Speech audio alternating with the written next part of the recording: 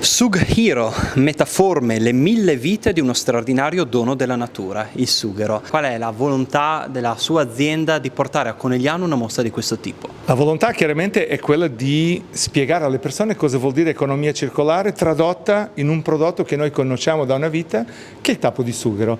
E quale miglior posto al mondo per farlo se non Conegliano, patria del Prosecco?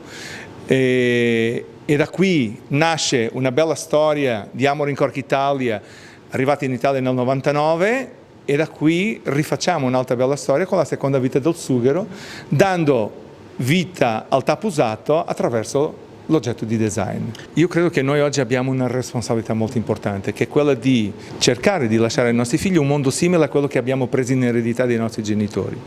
Noi interpretiamo bene questo dovere perché Amorim cura della qualità ambientale, ha cura di quello che è l'aspetto sociale e ovviamente è un gruppo che nonostante tutto riesce anche a produrre un utile. Perciò il sughero diventa un esempio anche per le nuove generazioni di come le industrie si devono muovere in futuro.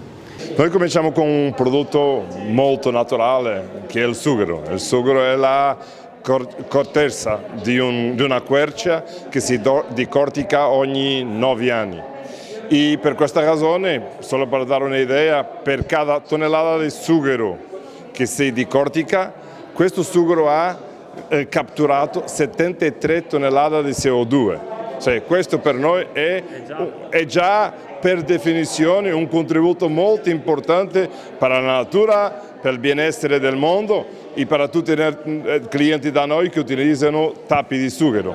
Però dobbiamo, come facciamo nell'industria del sughero, dobbiamo anche terminare di fare la vera economia circolare a tutto il processo del sughero. Per questa ragione abbiamo un processo molto forte di fare riciclaggio dei tappi.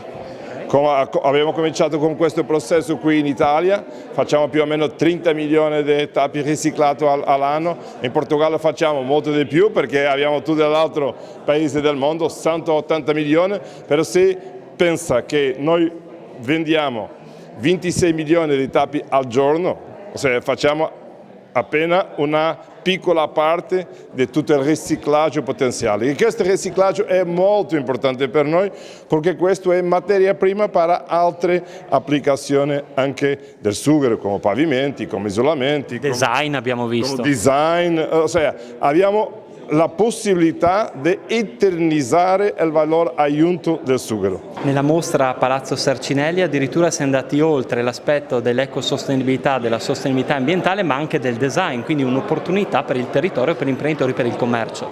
Beh, lei sa, per vocazione industriale il design è effettivamente uno dei temi principali anche per ciò che mi occupo poi nella mia vita di imprenditore, perciò unire quella che è la sostenibilità a quello che è il design sicuramente dimostra quanta creatività, quanta innovazione, quanta capacità ci sia in questo senso da parte delle imprese italiane. Questa è susta. Susta in dialetto veneziano vuol dire molla. Un sgabello ideato da Michele De Lucchi, uno dei più grandi architetti italiani. Ma dall'albero arrivi al tappo.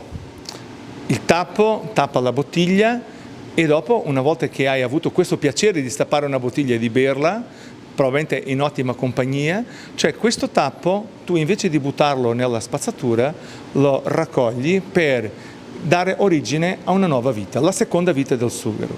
E allora Suber è proprio questo. Qui ad esempio abbiamo un sgabello che ti ricorda il tappo di una barrique di vino, perciò l'interpretazione dell'architetto Iari Franceschetto che ha cercato di dare una nuova vita a un tappo usato, cercando comunque di ricordare quello che è il mondo del vino.